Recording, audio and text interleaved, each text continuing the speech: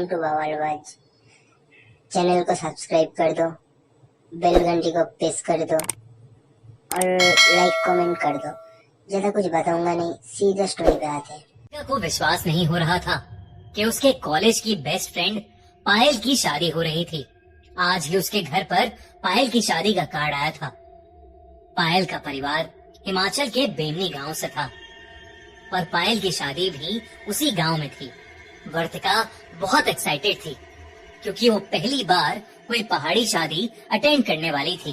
वर्तिका 2 दिन बाद ही अपना सामान लेकर बेमनी गांव पहुंच गई। गांव में घुसते ही वर्तिका पहाड़ों के नजारों में खो गई, पर तभी उसके सामने कुछ अजीब सा हुआ। एक आदमी जोर जोर से चिल्लाकर एक पेड़ पर अपना सर मार रहा था और उसके सर से खून भी बह रहा था, पर आसपास के लोगों को मानो उससे कोई फर्क ही नहीं पड़ रहा था।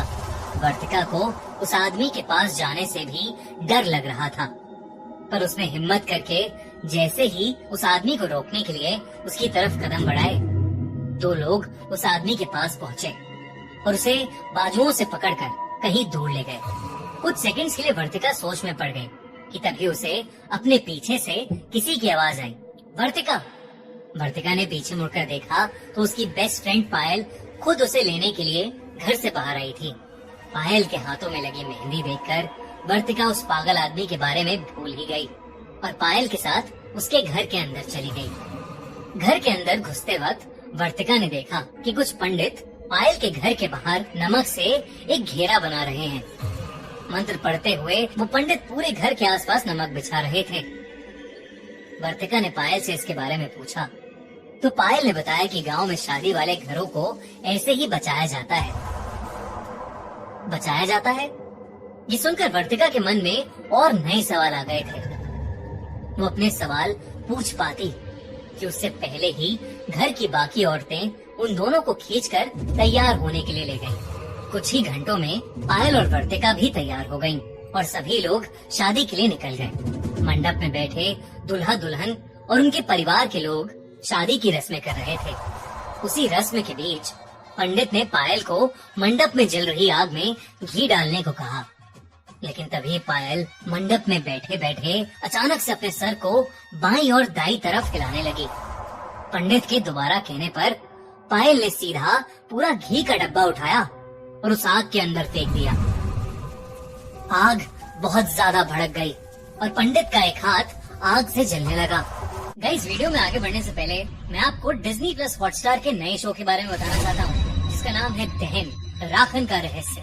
शो में एक गवर्नमेंट ऑफिसर अवनी शिलासपुरा नाम के शहर में अपने नए माइनिंग प्रोजेक्ट ले जाती है। माइनिंग करते समय शिलासपुरा के एक प्राचीन मंदिर के कुछ हिस्से में दरार आ जाती है। लोग कहने लगते हैं कि वो मंदिर एक मायावी का है और अगर उस मंदिर को कुछ भी नुकसान हुआ तो फिर उसकी माया से पूरा शिलासपुरा बर्बाद हो जाएगा। है ना बड़ा सुपर नेचुरल और इंटरेस्टिंग प्लॉट। चलिए मिलकर पता लगाएं कि आखिर शिलासपुरा का क्या राज है। चेक आउट हॉटस्टार स्पेशल्स दहन, राखन का रहस्य, now streaming only on Disney plus Hotstar. Link in the description. Vartika मंडप के पास ही बैठी थी और ये देखकर उसकी आंखें फटी की फटी रह गईं। देखते ही देखते पायल के हाथों का रंग काला पड़ने लगा और वो जोर जोर से अपने हाथों से जमीन फेंकने लगी। घूंघट के नीचे उसका चेहरा तो नहीं दिख रहा था, पर उसके काले हाथ देखकर वर्तिका की हालत खराब हो गई थी। पर मंडप में बैठे लोग वहाँ खड़े होकर बस पायल को देख रहे थे। उनमें से कोई भी डरा हुआ नहीं लग रहा था। वर्तिका को ये बात और भी ज्यादा अजीब लगी। वो जब से बेमनी गांव में आई थी तब से कुछ न कुछ अजीब घटे जा रहा था, जो वर्तिका के लिए तो बहुत डरावना था, पर बेमनी गांव के लोगों के लिए शायद आम बात लग रही थी। तभी वर्तिका को पायल की जोरों से चीखने की आवाजें आईं और उसका घूंघट उसके सर से हट गया। घूंघट के नीचे से जो चेहरा दिखा वो पायल का बिल्कुल भी नहीं लग रहा था। उसकी आंखें लाल पड़ी थीं, बाल एकदम बिखर गए थे और उसके दांत नुकीले हो गए थे। वो एक पागल जानवर की तरह आवाजें निकाल रही थी। पायल का बड़ा भाई तेजी से मंडप से निकला और कहीं बाहर चला गया। वहाँ पर बैठे लोग अब भी बस शांति से पायल को देख रहे थे। वर्तिका से अपनी दोस्त की हालत देखी नहीं जा रही थी और वो हिम्मत करके उसके पास जाने लगी कि तभी पायल की मम्मी ने वर्तिका को रोक लिया और उससे कहा कि पायल बिल्कुल ठीक हो जाएगी। बड़े पंडित जी बस आते ही होंगे। लेकिन देखते ही देखते पायल की हालत और खराब होने लगी थी। उसने अपने हाथों से अपने ही बालों को खींचना शुरू कर दिया और वो किसी अनजान भाषा में कुछ बड़बड़ाने लगी।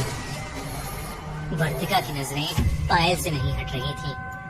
पायल का यह रूप देखकर वर्तिका कांप गई थी। उसे ये नहीं समझ आ रहा था कि आखिर कोई भी पायल की मदद क्यों नहीं कर रहा है। उसने जोर लगाकर पायल की मम्मी से खुद को छुड़ाया और पायल के करीब चली गई। वर्तिका ने पायल से बात करने की कोशिश की और पायल थोड़ी शांत हो गई।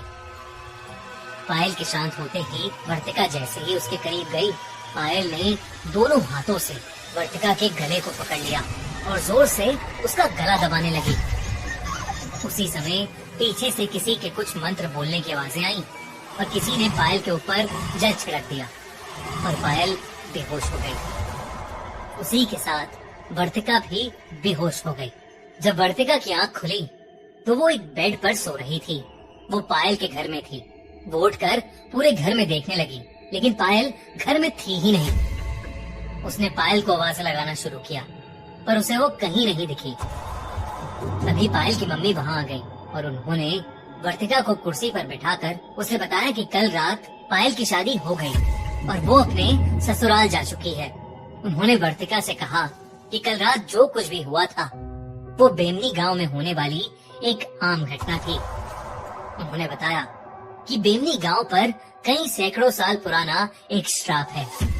यहाँ पर प्रेत आत्माएं लोगों पर काबू पा लेती हैं।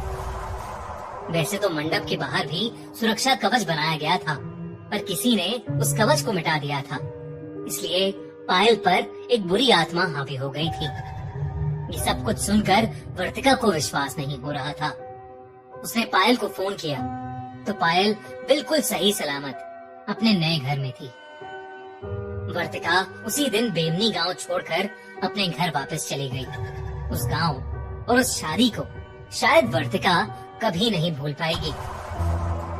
क्या बेमनी सच में शापित है या ये सब सिर्फ कहानियां हैं? आपको क्या लगता है? हमें कमेंट्स में जरूर बताइए।